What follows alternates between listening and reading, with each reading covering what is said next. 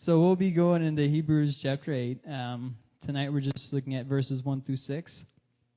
And just to recap, since it's been a couple weeks since we've been in Hebrews, we looked at a very lengthy section, which probably took us like 3 weeks, I guess, where we looked at Jesus being a superior priest. And that was verses 11 through 28 of chapter 7. So tonight we will pick up, now that takes us into chapter 8. Can I get somebody to read it?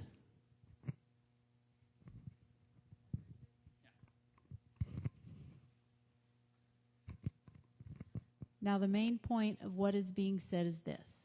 We have this kind of high priest who sat down at the right hand of the throne of the majesty in the heavens, a minister of the sanctuary and the true tabernacle that was set up by the Lord and not by man. For every high priest is appointed to offer gifts and sacrifices. Therefore, it was necessary for this priest also to have something to offer. Now, if he were on earth, he wouldn't be a priest, since there are those offering the gifts prescribed by the law. These serve as a copy and shadow of the heavenly things, as Moses was warned when he was about to complete the tabernacle. For God said, "Be careful that you make everything according to the pattern that was shown to you on the mountain." But Jesus has now obtained a superior ministry, and to that degree, he is the mediator of a better covenant, which has been established on better promises. Thank you, Melissa. All right. So, verses 1 through 2 actually kind of function as, and he does this throughout the book. I'm sure you guys remember earlier he did it in the other section. But here, these two verses function as a kind of intermediate. So they're a summary of what happened before, but they're also an introduction of what he's about to talk about. Now, the main point of what is being said is this. This is the look backwards. We have this kind of a high priest, the one he's been talking about, how we needed, who sat down at the right hand of the throne of the majesty in the heavens, a minister of the sanctuary and the true tabernacle that was set up. So now he's switching focus to the tabernacle by the Lord and not man. So he's switching focus to the tabernacle, which is going to lead him into the conversation about the covenant and the sacrifice and all that stuff. Excuse me. So in verse 1, where it says, now the main point of what is being said is this, we have this kind of high priest. Jesus is the high priest we need, which we looked at before, and it kind of talked about this before too, where he's in heaven, he's immortal, he's flawless. But notice that it says this is a quotation that he hasn't brought up since chapter 1 of Hebrews.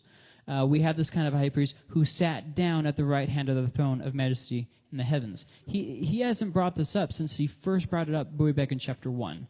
And I don't remember what the first verse is that he brings it up, but the second time he brings it up is chapter 1, verse 13.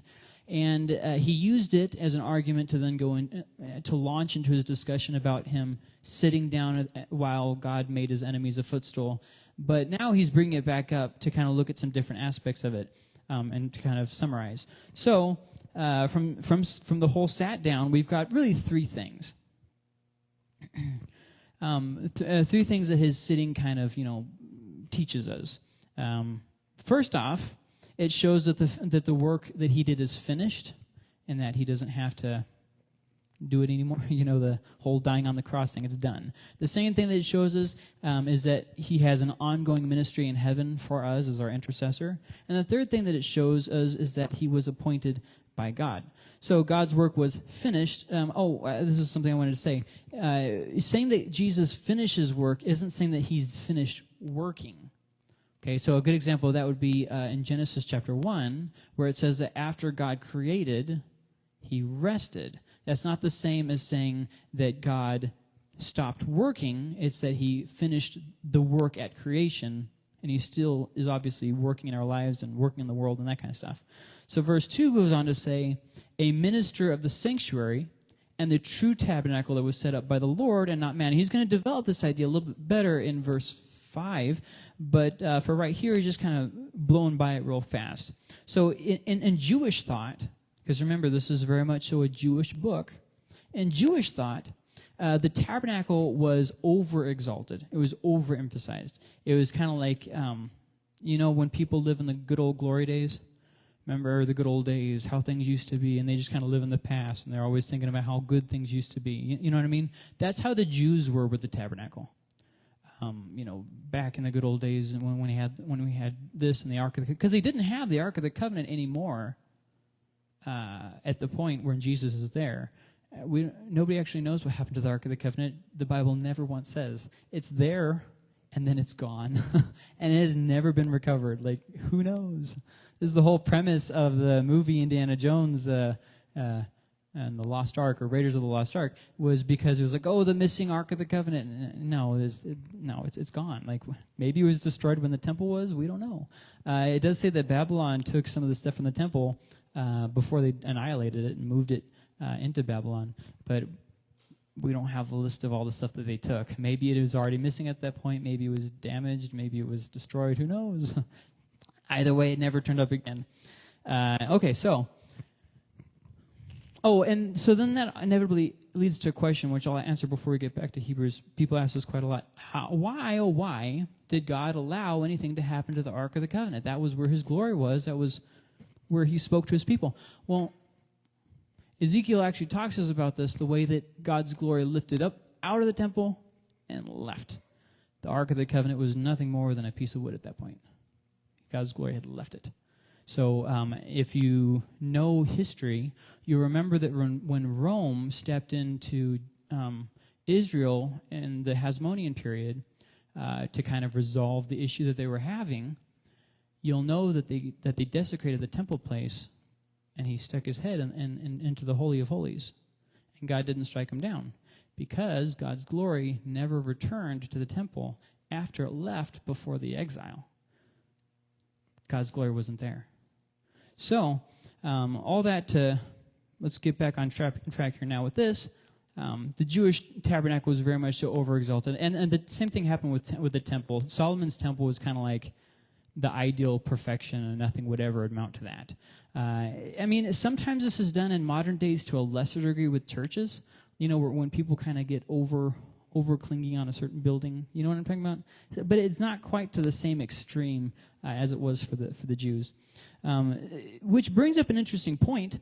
If Hebrews was written after 70 AD, as some people who don't think the Bible is really God's word say, you got a really interesting problem here, because why didn't he bring up the fact that the temple was destroyed? It would have really fit this argument fantastically. So that strongly argues for the point that the book was written before 70 AD. So that really helps us with historical accuracy. But anyways, moving on, just in case you don't care about archaeology. Verse 3 says this: "For every high priest is appointed to offer gifts and sacrifices. Therefore it was necessary for this priest also to have something to offer." Now, this looks very, very familiar, doesn't it? If you remember, we read a verse that was almost exactly like this back in chapter 5, where it says, "For every high priest taken from among men is appointed in matters pertaining to God for the people, to offer both gifts and sacrifices for sins." If you flip back and forth between them, they are extremely, extremely close. And the reason is this. In 5:1, he was looking at the idea of Jesus being appointed, and he stuck with that theme for a couple chapters. Well, now he's focusing on the other theme of that verse. So instead of every high priest taken from among men is appointed in matters pertaining to God, it's instead he's focusing on to offer both gifts and sacrifices. He's using the exact same kind of verse, the same thing, but now he's focusing on the second half of the verse instead of the first half of the verse. And let me just double check one thing.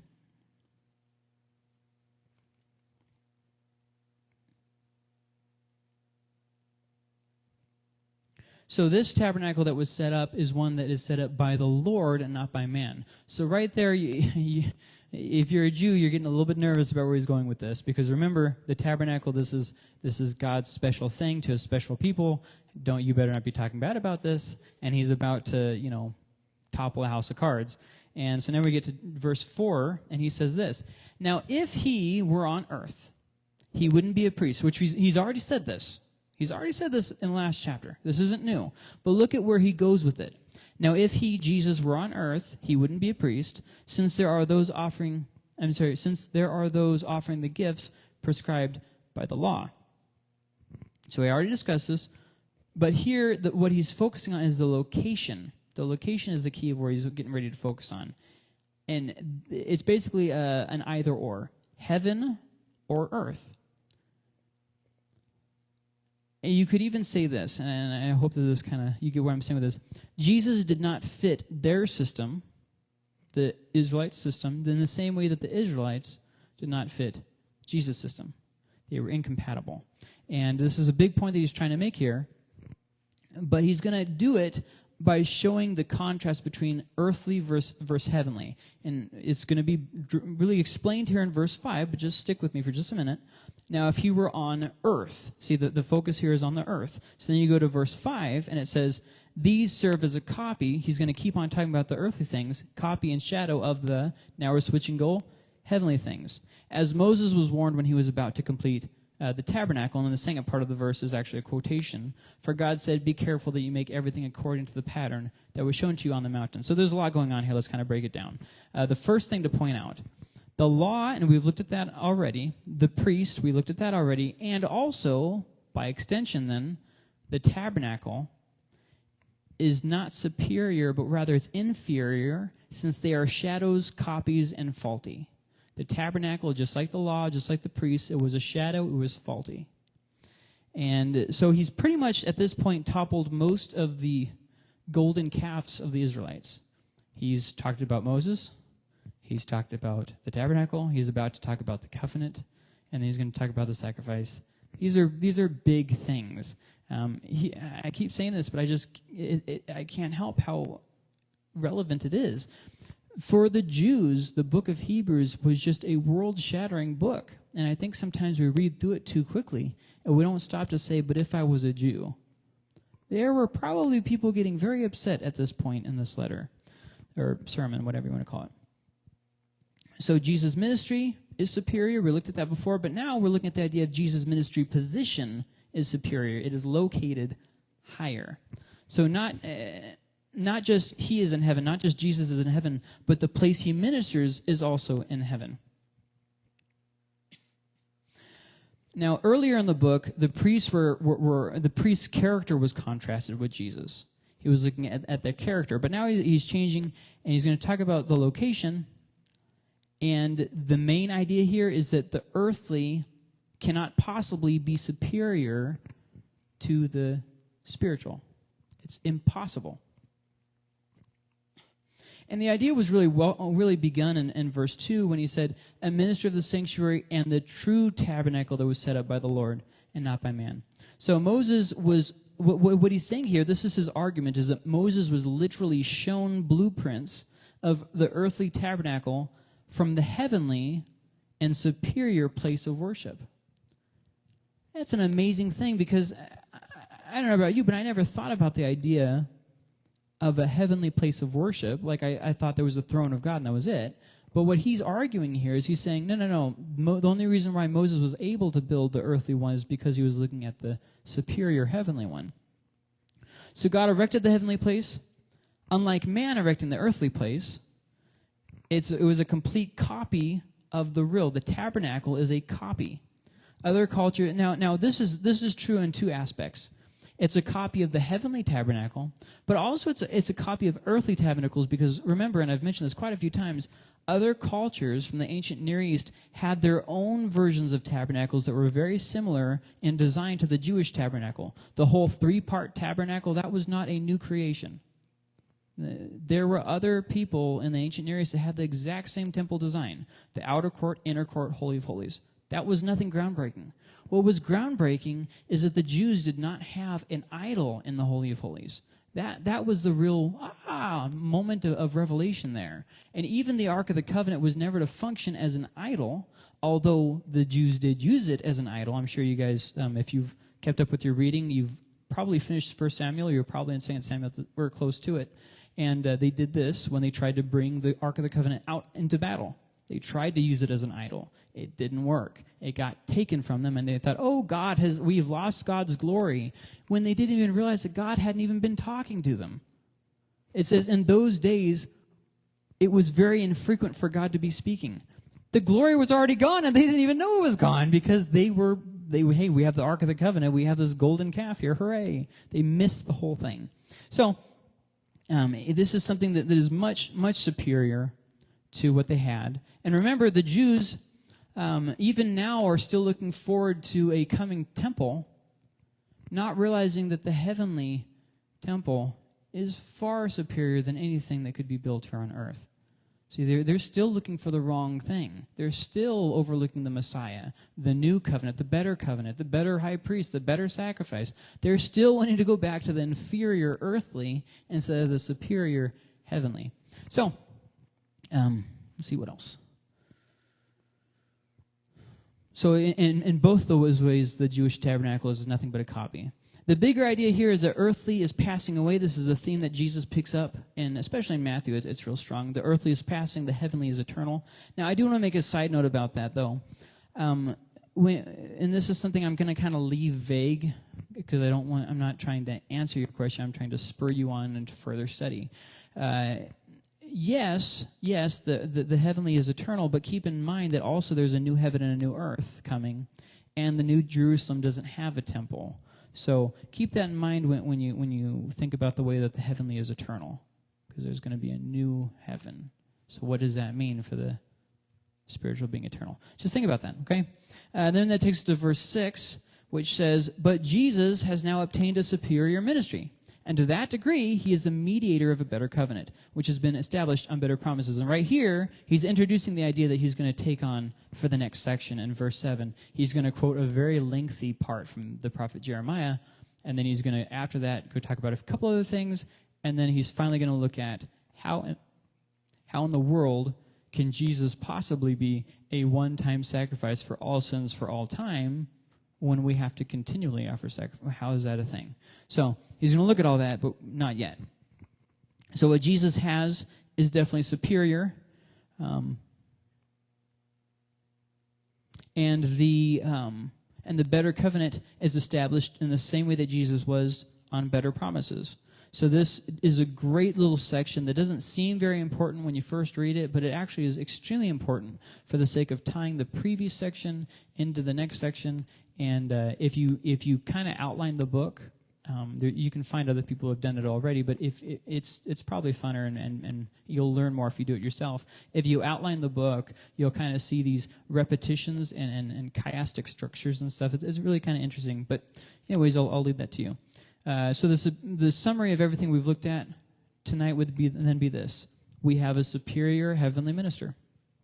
Yeah, it's a pretty good summary of the section. I think it gets all the main points. Any questions on this little section of Hebrews? Nothing? I didn't make any of you question anything? Ha-ha, huzzah! All right, cool. So I guess we'll stop there. If you do think of something, once again, put it in the question box. And let me close this in, next week. So check this out. Next week, we're going to start talking about the superior covenant, but don't forget, we're also going to start talking about the doctrine of hell. Sorry, you can't just say hell, you have to say hell. Makes it more dramatic.